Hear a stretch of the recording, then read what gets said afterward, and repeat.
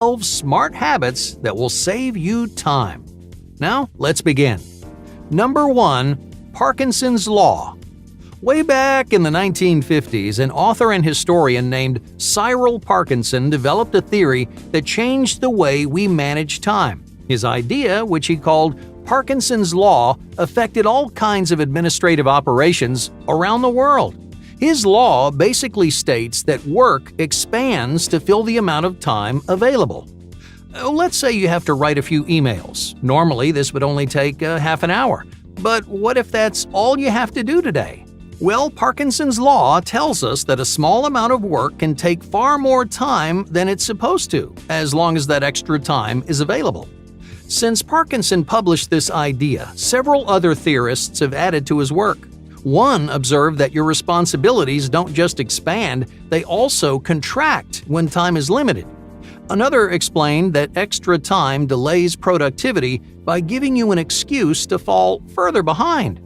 Over the years, studies have both validated and invalidated Parkinson's Law. It's become a sort of controversial subject, however. This research has revealed some important facts about the nature of efficiency. For example, you can increase productivity by reducing the total number of hours that you spend working each week. When working around 40 hours over 5 days, people find an efficient balance between time and production. But as their hours increase, their efficiency starts to plummet. The same work will take longer because they have more space to fill. By getting in the habit of putting a cap on your work week, you can save yourself from wasting hours of your time every day. Number 2. Forgetful housing. How many mornings do you spend frantically looking for your phone or your keys? Not only is this a frustrating way to start off the day, but it's also a surprisingly large waste of time. Luckily, there's an easy fix. You just start by creating or setting aside a place in your home. You might pick a drawer, a countertop, or a box on your coffee table. It doesn't really matter what it is as long as it's memorable. So from now on, that place will hold all the important items that you need when walking out the door in the morning. Anytime you want your keys, wallet, glasses, or phone, you can find them right there. Just think of it like a house for your belongings. Yeah, as long as your items are inside their little home, you know exactly where to look. That means less stress and less wasting time. Just make sure you're consistently putting your items back in their home at the end of the day. Otherwise, you're going to start losing things even more often. But if you can incorporate this trick into your daily routine, you can swing by, grab everything you need, and be on your way in just a few seconds. Number 3. Tracking your chores. The next time you're doing chores or going through your to-do list, just track exactly how much time it takes to do each activity. This won't actually save you time at first, but it's a simple and effective way to win the war against procrastination. Well, let's say you're taking out the trash. It's an annoying chore that you have to do pretty regularly. Even though you know deep down that it doesn't take very long, you put it off anyway. You stall by watching videos or scrolling through social media. You're essentially wasting time just to save yourself from something that you're going to have to do either way. So, what should you do instead? When you take out the trash, time yourself. It might only take you 90 seconds to remove the bag, take it outside, and put in a new one. That's 90 seconds out of the 16 hours that you spend awake and active every single day. By framing it in this context, it becomes a lot harder to justify procrastination. What that means is less time spent putting off your responsibilities. As an added bonus, you'll notice yourself paying more attention to how much time you're wasting on those little things throughout the day. Number 4. Dissolving clutter. Clutter isn't just messy to look at. It's actually a major distractor when you're trying to be productive. It distracts you by creating neural competition, which naturally grabs your attention. This is especially problematic for people who have trouble focusing. The presence of clutter pulls their attention away from their work, and it just ruins their concentration. It'll take you significantly longer to get the same job done because your brain is distracted by unnecessary stimuli. Just try spending a few minutes at the end of the day organizing your room or your desk, and that way, when you sit down to work, you can be as productive and efficient as possible. Number 5. Morning hurdles. When's the best time to tackle your most important task for the day? Many successful people overcome that hurdle first thing in the morning. This habit was actually popularized by Ernest Hemingway, who used to write as soon as he woke up. This change to your morning routine will spare you from hours of procrastination later in the day.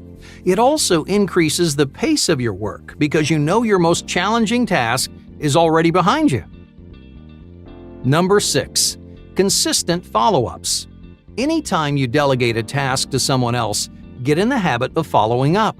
Whether it's an email or a phone call, just take some time to confirm whatever it is you just talked about. Consistently following up is what's called a preventative time saver. You spend a little bit of time now to save yourself a lot of time in the future.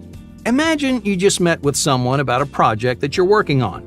You ask them to turn their section in on Monday, but they thought you said Friday. So when Monday rolls around, the work isn't even close to finished. Suddenly, you have to dedicate a huge chunk of your time to this part of the project, all because of a simple misunderstanding. To spare yourself from future stress, just dedicate a few minutes after every meeting to send a follow-up. Number 7. Internet restrictions. Everyone knows that the internet can be a massive time waster, but not just because it's entertaining. The internet makes it surprisingly difficult for people to keep track of time. You're so focused on the thousands of interesting stimuli on the screen that you forget to pay attention to the clock. Your brain is just jumping from one short-term reward to the next.